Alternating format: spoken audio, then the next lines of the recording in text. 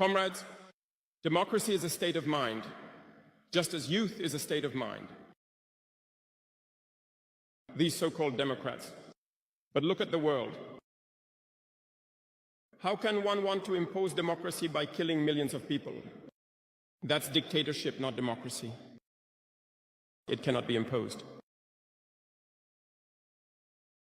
Those who call themselves Democrats, but look, we have seen scenes where people were prevented from entering assemblies. We have seen scenes where forces entered assemblies to force deputies to adopt texts. We have seen even more terrible scenes than that, where people kill their protesters, yet they call themselves Democrats, and we are called coup plotters.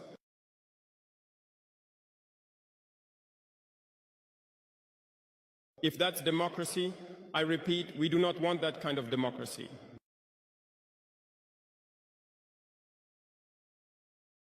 And often when you see the incompetent, they do not seek to understand what the word democracy truly means. They just cling to the definition given by imperialism and start talking about democracy without truly knowing the foundation. That is incompetence. We must seek to know, to have knowledge, to look at the world in order to redefine democracy as we want it in Africa.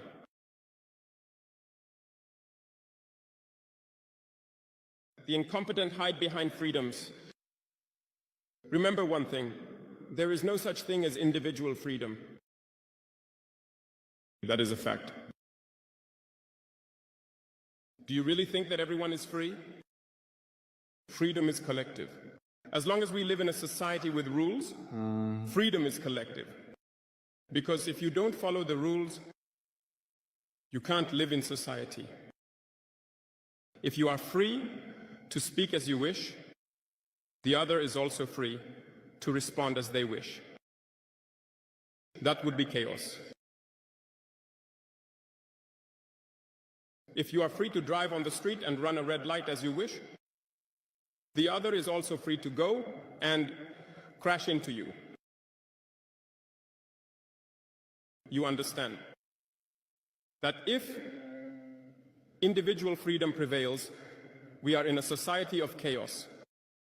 That's why there are rules in society. And the rules, everyone must respect them.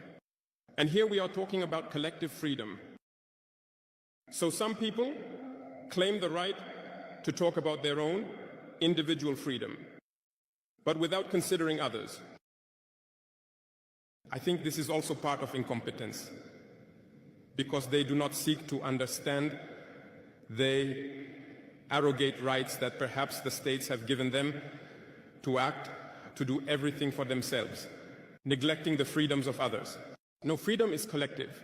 Before taking an action, we think about the freedom of others, and we must not overstep the freedom of others. So that means we must exercise restraint.